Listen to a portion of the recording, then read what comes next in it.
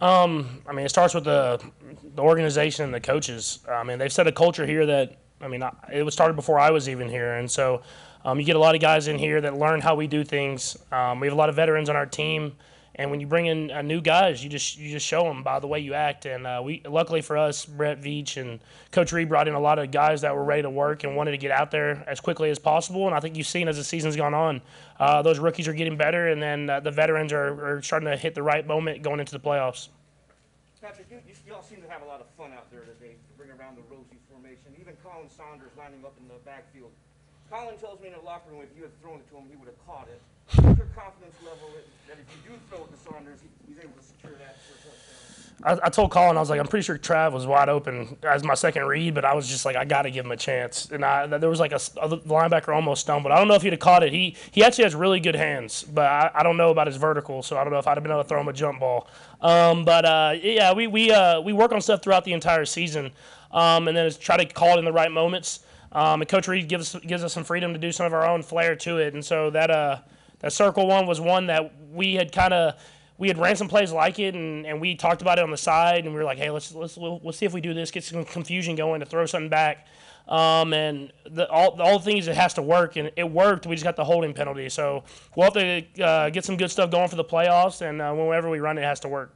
Patrick, how much was the circle play? First of all, was it snow globe or Arctic Circle? And second, how much did you have to say in how that got designed to begin with? Yeah, it's a combination. It's like reindeer personnel, Arctic Circle, snow globe. I just call it snow globe's easiest way to. That's why I said it out there. It's the easiest way to say it. It's a long play call, but yeah, it was something we had kind of practiced on actually last year, of doing that kind of getting confusion going and getting to the line and snapping it. We didn't get the chance to run it last year.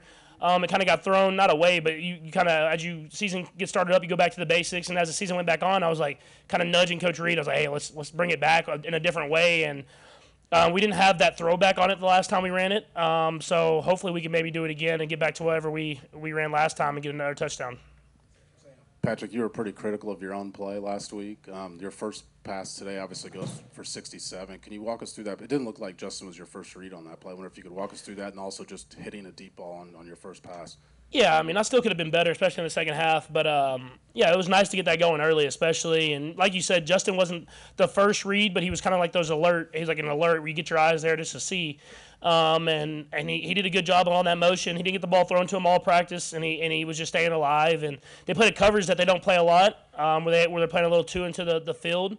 He kind of got down that where would be the red line, the sideline, and I was able to get the ball to him and make a play. I was disappointed he didn't score. He's supposed to be like the fastest dude on the field, but he didn't get in there. So I'm sure McCole and Marquez will give him a little crap for that.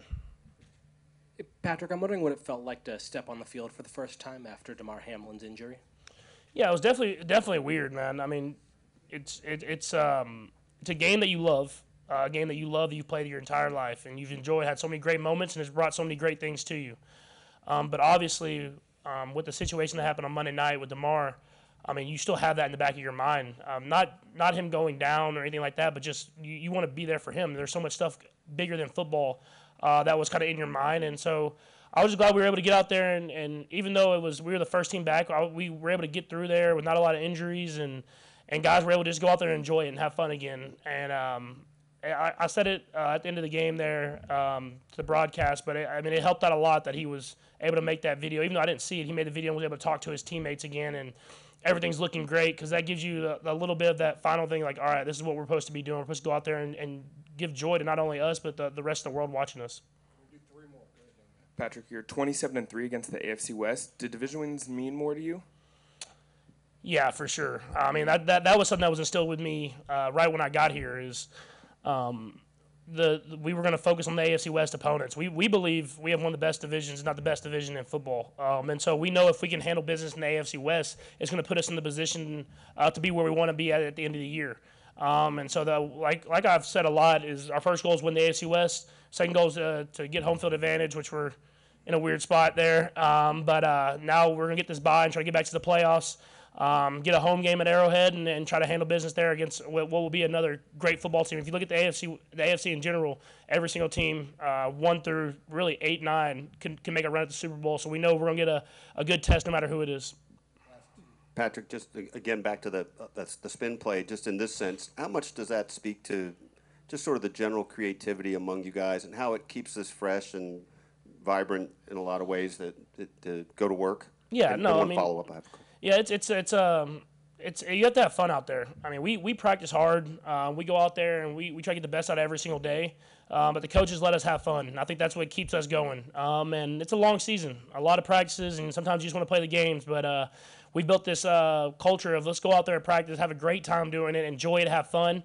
But at the same time, let's be great. And that's stuff that, like I said, was here before I even got here, and I'm just glad I'm in this organization and get to do it every single day. And then just a quick follow-up, just seeing Kadarius, again, add another dimension, how much do you think he's looking like he'll be a real factor for you guys going forward in ways that, we couldn't have seen before? Yeah, even more than I think we thought. I mean, we knew he was talented, but for him to get accustomed to the offense this fast and be able to be out there for multiple plays now, and even if he's not getting the football, he's in the right spot, he's doing the right things, he's getting himself open. It just adds another dimension. He's a special type of talent that's different than any player that I think I've played with as far as the way he's able to move.